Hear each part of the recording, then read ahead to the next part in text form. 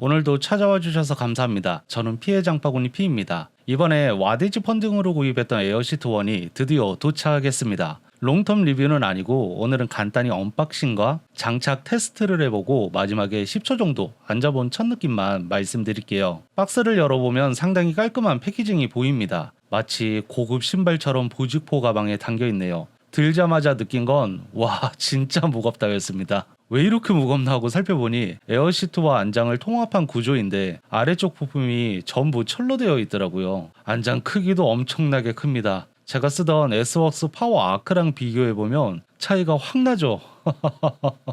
쿠션을 눌러보면 굉장히 말랑말랑하고요. 무게를 측정해보니까 823g, 생각보다 무게가 꽤 나갑니다. 이 제품은 전기자전거 시장을 겨냥해서 나온 거라 어느 정도는 이해가 되네요. 이제 어떤 안장 클램프 방식의 장착이 가능한지 차례대로 테스트해 보겠습니다. 첫 번째, 사이드 클램프, 리치 방식의 클램프입니다. 로드 시장에서는 가장 보편적으로 쓰이는 스타일인데 문제없이 잘 장착됩니다. 로드에는 이걸 안 쓰겠지만 이바이크 모델 중 일부는 동일한 형태를 사용하기 때문에 참고하시면 될 것 같습니다. 다만 저가형 펜타클립은 설치가 안 되더라고요. 이건 뒤에 다시 한번 이야기해 드릴게요. 두 번째, 구형 MTB 티타늄 C포스트인데 요즘은 거의 쓰지 않는 방식이지만 창고에 있길래 꺼내서 장착해봤습니다. 역시 잘 맞습니다. 이거는 거의 18년 정도 흐른 C포스트인데 티타늄이라 그런지 녹도 안 쓸고 먼지가 가득하네요. 세 번째, 고가 티타늄 C포스트인데 이 클램프의 원조인 린스키 제품입니다. 이은희연잭 HNH 일부 모델이 이 방식을 사용하는데 문제없이 설치가 가능했습니다. 네 번째, 키넥트 C포스트 2V 클램프라 당연히 장착하는데 문제는 없고요. 나중에 다른 이바이크에 이중으로 설치해서 라이딩 해보고 어떤 느낌인지 영상으로 말씀드릴게요.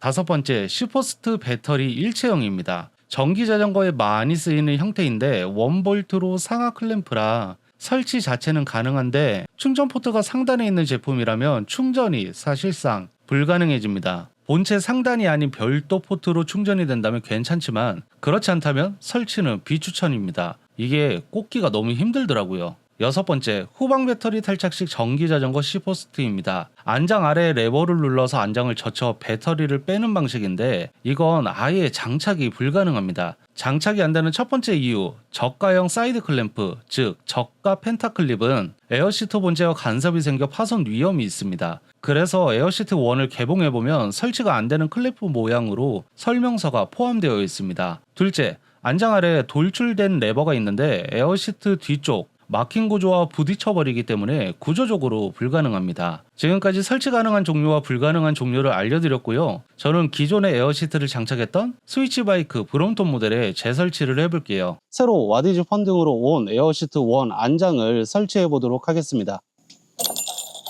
설치 방법은 기존 에어시트 제품과 동일하다고 보시면 될 것 같습니다. 안쪽으로 먼저 넣어주고요. 반대편에 걸어준 이후에 각을 잘 맞춰서 힘을 줘서 누르면 이렇게 간단하게 설치가 됩니다. 레일이 기존 에어시트 사용했던 제품보다 조금 더 끼기 수월한 것 같아요. 이제 또 다른 장점이라면 레일의 앞뒤 위치를 약간이나마 조절할 수 있게 되었는데 아래쪽에 보시면 무언가 감싸져 있어요. 그래서 이 부분 앞으로 더 이상 밀지는 못하고요. 아마 이거는 또 파손을 방지하기 위한 어떤 장치적인 조치가 아닌가 싶기는 합니다. 이 제품도 뒤쪽이 눌리는 형태이기 때문에 아마 기존 에어시트처럼 안장코를 살짝 내리게 세팅을 해야 되지 않을까 그런 생각이 드네요. 자, 안장 각도를 아래쪽으로 좀 꺾어 주고요. 공구를 활용을 해서 안장을 강하게 체결하겠습니다. 안장의 트래블 길이가 기존 에어시트보다 더 넓어졌어요. 기존 에어시트가 트래블이 한 요 정도 되는 수준이라면 지금 이 안장은 트래블이 훨씬 더 커졌습니다. 거의 2배 이상 커졌다고 볼 수 있을 것 같아요. 그래서 손으로 눌렀을 때 에어시트는 눌림이 없었는데 에어시트 1 같은 경우에는 손으로 눌러도 어느 정도 반응을 하는 모습을 보여줍니다. 안장 여기 패딩도 굉장히 푹신푹신하거든요. 주행을 한번.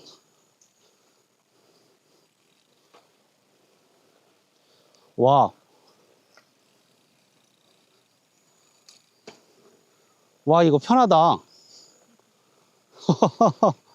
오, 이거 편한데?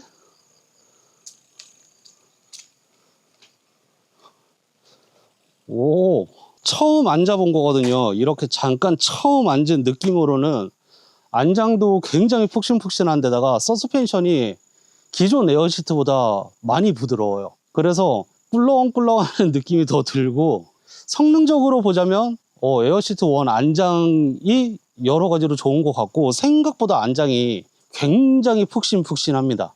장시간 좀 타보고 한 달 이후에 뭐 여러 가지 문제점이 나타난다면 그것과 어떤 부분에서 좋았는지 장점, 단점, 리뷰 통합해서 다시 소개시켜 드리기로 하고요. 오늘은 설치까지만 해보고 잠깐 요 앞에 한 10초 정도 타본 느낌만 간단하게 말씀드렸습니다. 정식 리뷰는 아마도 10월 말쯤 올라갈 것 같기는 해요. 그때 다시 한번 제대로 소개시켜 드리도록 하겠습니다. 지금까지 피해장바구니 피었습니다. 저는 다음에도 유용한 정보 아이템 소개로 찾아오도록 하겠습니다. 그럼 다음 영상에서 만나요. 감사합니다.